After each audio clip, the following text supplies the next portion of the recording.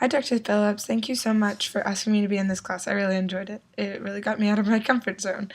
I think one of the most useful aspects of this class was, reading the Donald Miller book, A Million Miles in a Thousand Years. It was amazing. I want to read it over and over again. And writing my personal mission and mantra, I thought that was so cool because I get to look at what I want to be in the future and what I want to do with my life and actually have meaning to my life. And then I thought it was very useful that we got to go see City Square because students at ACU, friends of mine, are in the JUST program and live in Dallas, and I liked being able to see how they are incorporating their mission into their company and incorporating the homeless into Dallas. And I thought that was so cool, and seeing all the different partnerships that they had.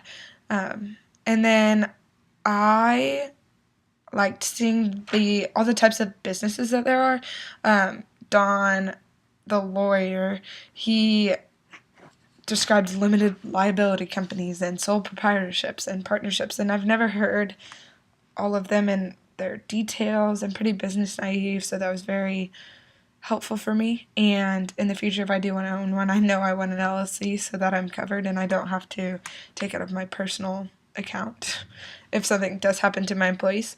And then I also thought it was useful that we got to meet some pretty amazing people and seeing them incorporate their mission into their job and seeing them bounce back from failures and seeing that failures are actually good because then you learn. That's kind of like what Floral Geek was doing with Robin and Rachel Wise. They were just saying that last time they started a company, they were on TLC and everything crashed and burned, but now they're so excited to start a new company and they've learned a lot and and they're just moving forward, and I think that was really cool.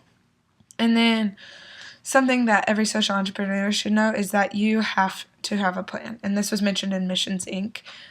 a lot. I mean, you have to have a financial plan according to Chapter 5, and you have to be able to grow to be a thriving company, but you have to plan to grow. And then you also have to plan to adapt because, as many of the speakers said, things are thrown at you that you don't expect, and you have to be able to bounce back from adversity. And then something I learned that surprised me was that nonprofits still have to make a profit. So I've always thought that nonprofits didn't make a profit. They just fundraise, but I didn't really understand it.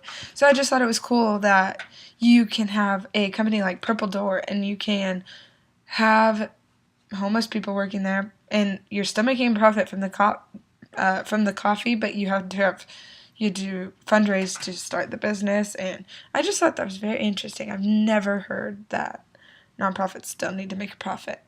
I think a way to improve would be possibly visiting another social enterprise, maybe a for-profit company, because we got to see the nonprofit. So maybe doing that like that. But altogether, I really enjoyed this class, and thank you so much.